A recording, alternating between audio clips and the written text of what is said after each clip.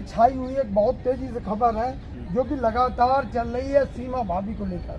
कहा जा रहा है कि पाकिस्तान से एक लेडी जो सीमा हैदर आई हैं, उन्होंने जो है हिंदुओं की संख्या बढ़ गई है, हिंदू धर्म के तमाम लोग सम्मान कर रहे हैं, दे रहे, वहीं ATS जांच भी कर रही है। तो आप पूरे मामले को कैसे देखते हैं?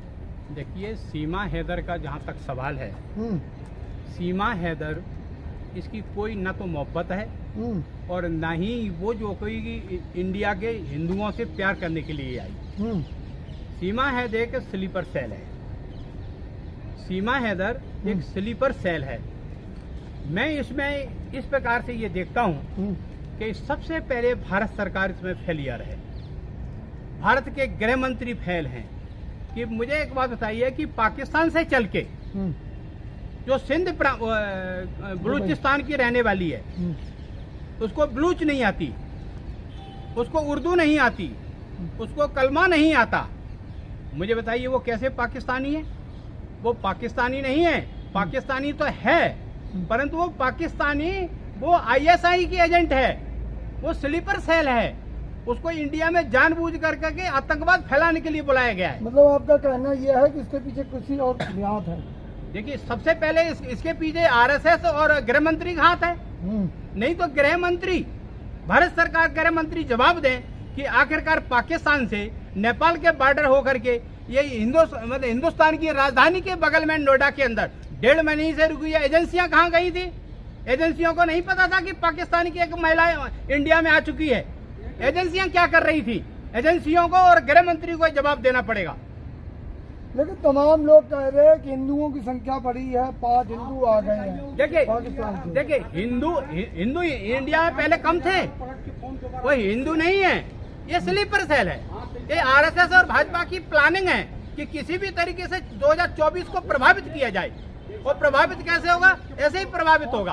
तो साथी सवाल ये उठता है, जिस तरह से सीमा हैदर आई 4 बच्चों को लेके, इस तरह से कोई और भी आतंकवादी हमारे देश में घुस सकता है? बिल्कुल घुस सकता है कि एजेंसियां जब इस तरीके से एकदम शांत पड़ी हुई हैं, गृह मंत्री शांत पड़े हुए, प्रधानमंत्री शांत पड़े हुए, गृह मंत्री का जवाब नहीं है, प्रधानमंत्री का जवाब नहीं है, NSA डोमाल जी का जवाब नहीं है। मैं NSA को पर्सनली जो मैं जितनी उनकी इज्जत करता हूं कि उनसे बढ़िया इस देश के अंदर NSA नहीं मिला। परंतु मैं ये कहता हूं, डोमाल साहब, आपने सारा विश्व घूमा हुआ है, सारे विश्व की जानकारी आपको है। आखिरकार ये जानकारी आपको कैसे उपलब्ध नहीं हो पाई कि एक स्लीपर सेल की महिला पाकिस्तान से आकर के इंडिया में आकर के 1.5 महीने से रह रही है? आप क्या कर रहे थे? आपकी रॉ क्या कर रही थी? CBI क्या कर रही थी? पुलिस क्या कर रही थी? क्राइम ब्रांच क्या कर रही थी? ATS क्या कर रही थी? योगी सरकार क्या कर रही थी? वैसे तो आप बिल्डोजर बाबा हो, आप बिल्डोजर चलाने में 2 मिनट नहीं लगाते। आप इतने दिनों से वो घूम रही है, मीडिया को इंटरव्यू दे रही है, आपने अभी तक उसको क्यों नहीं अरेस्ट कराया? और आपने उसकी ATS से क्यों नहीं जांच कराई? आप जवाब दें इसके विषय में। लेकिन सीमा हैदर तो ये कह रही है कि हम सच्चा प्यार करते हैं और हम पाकिस्तान नहीं जाएंगे, चाहे यहाँ मुझे कोई भी सजा दे दी जाए, हमें मंजूर है। देखिए, सीमा हैदर जो स्लीपर सेल होते हैं वो इसी प्रकार से बातें करते हैं। आपने ये नहीं देखा बलूच की रहने वाली बलूच बोलती है? नहीं, हिंदी ऐसे बोलती है जैसे BHU का प्रोफेसर कोई बोल रहा हो, या हिंदी भाषी, हिंदी मतलब यूपी का कोई आदमी हिंदी बोल रहा हो। आपने देखा उसकी बात सुनी कि वो कहती है मैं 5वीं पढ़ी हूँ। अगर तुम 5वीं पढ़ी हो तो आप इंग्लिश इतनी अच्छी बोलती हो कि जैसे कोई जिसने ब्रिटिश लैंग्वेज की हो वैसे करके आप इंग्लिश बोल रही हैं। आप ये स्लीपर सेल नहीं है तो क्या है? 5वीं पढ़ा हुआ बच्चा इतनी अच्छी इंग्लिश बोल सकता है क्या? क्या लगता है क्या होना चाहिए इसमें ये होना चाहिए कि CBI को इसको अरेस्ट करना चाहिए, रॉ को इसको अरेस्ट करना चाहिए और इसको एजेंसियों के साथ हवाले करके इसकी पूरी जांच करनी चाहिए। दूध का दूध, पानी का पानी करना चाहिए और गृह मंत्री को इस्तीफा देना चाहिए इस विषय पे, क्योंकि 1.5 महीना हो गया। 1.5 महीने के अंदर नोएडा के अंदर रुकी हुई है। गृह मंत्री कहाँ सो रहे थे? गृह मंत्री अपने आप को सबसे ज्यादा चाणक्य कहते हैं। इस देश का चाणक्य कहाँ गया? तुम्हारी चाणक्यपना कहाँ चला गया? एक स्लीपर सेल की महिला आकर के इंडिया में आकर रहती है 1.5 महीने से। अब क्या कर रहे थे? आप इस्तीफा दीजिए इस विषय पे। आपकी एजेंसियां क्या कर रही थी? ये देश के साथ विश्वासघात है आपका।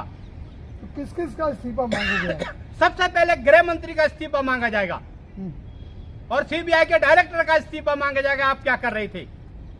वैसे सीबीआई छोटे से छोटे मामले के अंदर लोगों के यहाँ रेड कर देती है। आज तक सीबीआई वहां क्यों नहीं पहुंची? क्यों नहीं उसको अरेस्ट किया? कहां है सीबीआई? कहां है और एटीएस? कहां है क्राइम ब्रांच? आखिरकार है कहां? क्या गृह मंत्री को यह पता नहीं है कि गृह मंत्री ऑर्डर करे इसको तुरंत अरेस्ट करो? लेकिन सवाल ये उठता कि अगर सचिन की जगह कोई मुस्लिम होता लड़का तो फिर इसमें कुछ कहानी और होती। इसमें के अंदर कहानी ये होती कि हिंदू मुस्लिम बात करके अभी तक राइट्स हो गए होते कंट्री के अंदर। ये आरएसएस और भाजपा की ये रणनीति है कि देश के अंदर किस तरीके से राइट कराए जाए और 2024 का इलेक्शन कैसे जीता जाए। लेकिन उन लोगों का क्या होगा जो स्वागत कर रहे थे और ये कह रहे थे कि भाभी जी आ गई, भाभी जी आ गई। जो स्वागत कर रहे हैं उसके बीच में आरएसएस और भाजपा के ही लोग हैं। हाँ। जैसे जिस तरीके से अरविंद केजरीवाल और अन्ना हजारे के आंदोलन को कामयाब आरएसएस वालों ने किया था, इसी तरीके से आरएसएस और भाजपा के लोग ही इसको कामयाब कर रहे हैं कि इंडिया के अंदर इस तरीके से हो, माहौल खराब हो। मौर्य जी किस तरह देखते हो पूरे मुद्दे को? मैं कल एक संकेत प्रवक्ता है राकेश जैन जी का मैं इंटरव्यू देख रहा था यूट्यूब पर। मैं उसके कुछ क्षण बता रहा हूँ। उन्होंने कहा कि हमारा भाजपा का नारा है बेटी बचाओ, बेटी पढ़ाओ और बेटियों को सुरक्षा दो, चाहे वो किसी भी समुदाय की हो। उन्होंने कहा कि हमारे यहाँ एक सीमा नामक महिला आई है, हम उसको सुरक्षा प्रदान करेंगे। उन्होंने साफ कर दिया कि ये स्लीपर सेल है हमारा। उसके बाद से कल दिन में एटीएस ने अपनी सक्रियता बढ़ाई, उसको लिया। कुछ जानकारी आज टीवी से मिली है कि उसके मोबाइलों से 700 वीडियो यहाँ से पाकिस्तान को भेजी गई हैं और जो शंकाएं हैं वो गहराती चली जा रही हैं। लेकिन सवाल यहाँ उठता है कि वो 60 दिन से भारत के विभिन्न इलाकों में जा रही है, दिल्ली में घूम रही है, नोएडा में घूम रही है, गाजियाबाद में घूम रही है। आखिरकार हमारी एजेंसियां क्या कर रही थी? क्या जिस नेपाल के रास्ते से वो आई है, रुपेड़िया के बॉर्डर से, वहां पर तमाम तरह की एजेंसियां हैं, क्या उनकी परख में कोई कमी आ गई? तो ये लगता है कि जो सचिन है उसको मोहरा बनाया गया? देखिए, ये कूटनीति का आईएसआई का फंडामेंटल है। इसको ना किसी दरगाह में रखा गया, ना किसी मस्जिद में रखा गया, ना किसी मदरसे में रखा गया, ना किसी मुस्लिम घर में रखा गया। इन्होंने एक मीणा जाति के युवक को चुना, उसको अपने शिकंजे में लिया, चाहे वो अपने प्रलोभन में लिया, चाहे प्यार के नाते लिया, चाहे कोई आर्थिक लोभन के नाते लिया। इन्होंने एक दलित समुदाय के घर को निशाना बनाया है ताकि ये आरोप मुस्लिम समुदाय दलित नहीं है, वो ठाकुर है। लेकिन ये कहा जा रहा है कि दो दिलों का प्यार है। देखिए, स्लीपर सेल का कोई प्यार व्यार से कोई लेना देना कोई सब्जेक्ट नहीं होता है। ये भोली वाली जनता को समझाने का आपके हिसाब से ये कोई प्रायोजित कहानी है? बिल्कुल प्रायोजित है। इस तरह की तमाम बहुत सारी घटनाएं होती हैं। बहुत सारे लोग बॉर्डर पार कर आते हैं, बहुत सारे लोग भारत की जेलों में हैं। हमारे लोग भी जाते हैं, एजेंसियों के लोग दूसरी कंट्रों में पकड़े जाते हैं तो वो भी जेलों में हैं। बहुत सारे लोग हैं। ये जो लोग कह रहे कि इनको पाकिस्तान भेजो, ये पाकिस्तान तो नहीं जा पाएगी, क्योंकि पाकिस्तान के एक नागरिक अवैध रूप से हमारे भारत में उसने प्रवेश किया है और सचिन नामक परिवार ने जो मीणा जाति से है उसने इसको संरक्षण दिया है। उस पर भी वही आरोप लगने चाहिए, वही धारा लगनी चाहिए जो एक देशद्रोही पर लगनी चाहती है। उसने एक अवैध रूप से प्रवेश किए नागरिक को भारत में शरण दी है। बहुत